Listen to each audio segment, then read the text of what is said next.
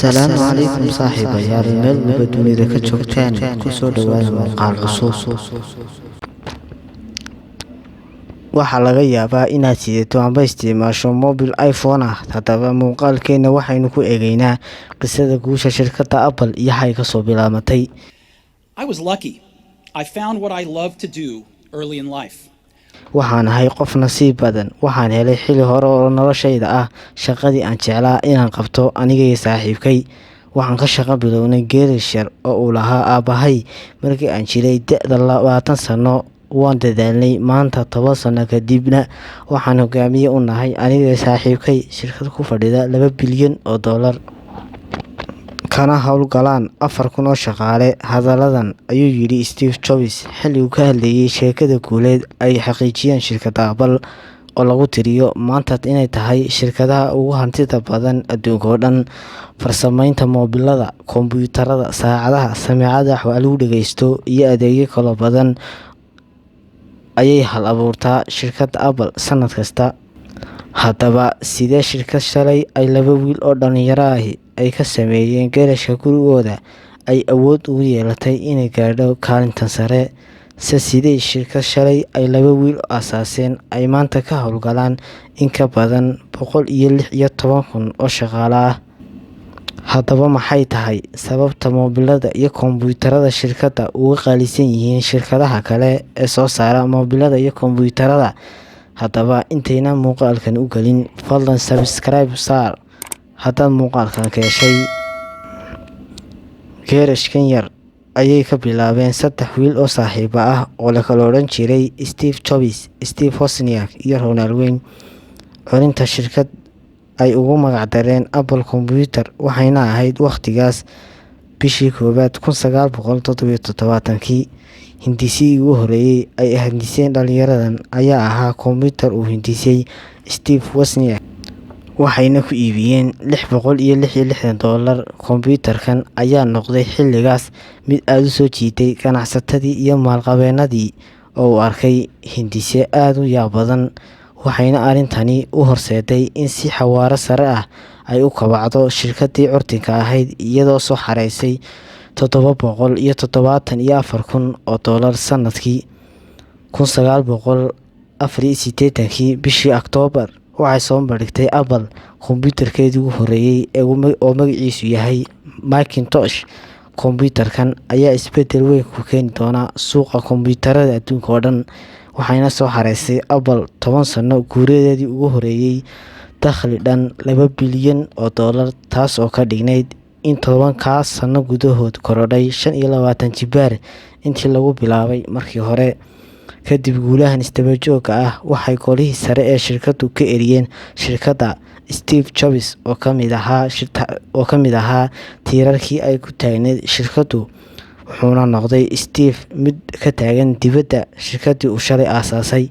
waxaana lagu bedelay booskiisii James Kelly oo Steve ka keenay shirkadda Pepsi kadib khilaaf soo kala dhex galay ninkan iyo Pepsi. wuxuuna Steve ku sheegay xilligaas in ninkii uu isagu shaqada keenay lagu bedelay booskiisa isaga oo laga eriyay shirkaddii uu soo dhisay. in ay ahayd arrin aad u yaab badnayd. Apple may noqon mid sii waaraan guulihii ay xaqiijinaysay, waxayna ku heshay guuldarrooyin isxigiga oo dhirbaaxa ku noqday horumarkii curtinka ahaa ee ay xaqiijinaysay shirkaddii. waxaana xilligaasi lagu sababeeyay guuldarrooyinka Apple inay sababtiisa ahayd qalabkii ay soo saari jirtay xilligaasi oo qiimahoodu aad uga sarreeyay jeebka dadka. guuldarrooyinka ay la daala dhacaysay Apple waxaa ka faa'iideystay shirkadda Microsoft oo xilligaasi tartan xoogani kala dhaxaysay shirkadda Apple iyada oo daafurtay barnaamijkeeda Windows qaybtiisa 3aad. shirkadda Apple ayaa si ay qiiqa isugu qariso bilowday inay maxkamad la gasho Windows iyo shirkado kale iyada oo ku eedeynaysa inay ka xadeen fikradaheeda. laakiin tallaabadani waxay u horseeday shirkadda Apple guuldarrooyin hor leh. waxaana ugu dambeyn iscasilay guddoomiyihii guud ee shirkadda Apple 1993. Iscaasilaadaasi waxba kamay soo kordhin amba waxba kamay bedelin, waxayna Apple ku dhawaatay inay ku dhawaaqdo mid kacday inay noqotay.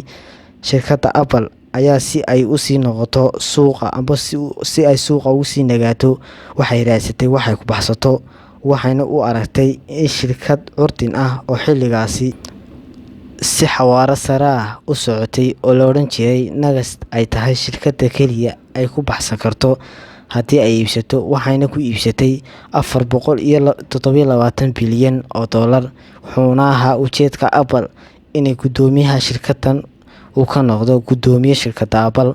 Haddaba waa kuma qofkan ay ku bixisay Apple boqolaalka milyan oo dollar si ay u badbaadiso shirkaddan? Wuxuuna ahaa Steve Jobs. Waa ninkii ka mid ahaa 3 dhalinyarada ahayd ee aasaasay shirkaddan lagana eriyay shirkadda. Steve Jobs ayaa dib ugu soo laabtay shirkaddii uu wax ka lahaa aasaaskeeda 30 sano ka hor. Markii uu soo noqday, wuxuu la yimid qorshayaal cusub, wuxuuna shaqada ka eriyay dhammaan shaqaalihii iyo maamulkii ka dambeeyay eryadiisa. Wuxuuna bedelay qorshayaashii, wuxuuna jeexay waddo cusub oo Apple dib ugu soo noqon karto. Wuxuuna meesha ka saaray khilaafkii u dhexeeyay shirkaddiisa iyo shirkadda Microsoft, isagoo xidhay dacwaddii maxkamadeed ee ka dhaxaysay shirkaddiisa iyo shirkadda Microsoft. Wuxuuna ku qanciyay in Microsoft ay ka iibsato saamiyo shirkadda Apple, waxayna ku maalgashatay $130 milyan. Lacagtani ayay xilligaas baahi weyn u qabtay Apple si ay dib ugu soo noolaato. Dhacdo bedeli doonta taariikhda Apple ayay ahayd maalintii uu Steve Jobs ka soo hor muuqday masraxa isagoo shaacinaya hindihiisa moobil cusub oo loogu magac daray iPhone. Hindisahan ayaa kor u qaaday saamiyadii shirkadda, wuxuuna bilow cusub u noqday qorshihii telefoon ee xilligaasi la isticmaali jiray. Bilowgii sanadkii 2014 wuxuu noqday telefoonka iPhone telefoonka loogu iibsi badan yahay caalamka oo dhan, waxayna iibisay Apple 40 milyan oo moobil oo iPhone ah, waxayna ka soo xareysay $42 bilyan, halka faa'iidada saafiga ah ay ka faa'iiday moobilkan oo kaliya ay ahayd $9 bilyan. Intaa kumay ekaan Apple waxay kale oo ay daahfurtay telefoonka iPad-ka loo yaqaan oo ahaa noocii telefoon ee ugu horreeyay adduunka oo dhan ee kulmiyay shaqooyinka telefoonka uu qabto iyo shaqooyinka kombiyuutarku qabto.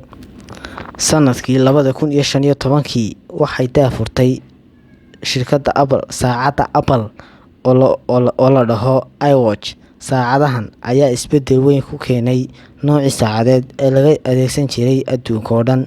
Sidoo kale Apple kumay istaagin intaasi, balse waxay mar kale soo bandhigtay sameecadaha AirPodska loo yaqaan. Guulihii isxigay waxay ka dhigtay mid kor u sii kacaysa, waxayna noqotay shirkadda tiknoolajiyadeed ee ugu ballaaran adduunka oo dhan uguna dhaqaalaha badan. Waxaana ka hoos farcamay boqolaal adeeg oo ka mid yihiin Apple Music, Apple TV Plus iyo kuwo kaloo badan. Laakiin korarkan xawaaraha sare ku socday ee ay ku tallaabsanaysay shirkadda Apple waxay ka dhigtay dadyow damacsan inay iibsadaan agabka shirkaddan, kuwa isweydiiya qiimaha waalan ee lagu iibinayo agabkeeda ay soo saarto oo ahaa agabkeeda ay soo saarto. Saacadda Apple waxaa la yidhaa iWatch waxaa laga siinayaa $400, halka earphoneska amba AirPodska amba sameecadaha dhagaha laga siinayo $250. telefoonada warkooda iyaga daa. Haddaba maxay sidan oo dhan qaali ugu yihiin qalabka Apple? Iyadoo sidan oo dhan qaali u ah, maxaa ka dhigaya dadka kuwa ku dhiirada inay iibsadaan? Apple kagama duwana shirkadaha kale qorshayaal u gaara, balse waxaa ka dhigaya alaabteeda qaali. Sidoo kalena dadka ku dhiirigelinaya inay iibsadaan waa magaca ay xambaarsan yihiin. Waa sababta ay u iibsadaan dadku, maxaa yeelay Apple waxay maalgashatay magaceeda, waxayna ku bixisaa sanad walba lacag kor u dhaafaysa $1.8 bilyan xayeysiimaha oo kaliya. Waad ku mahadsan tahay daawashadaada. Kulan dambe oo xiiso badan.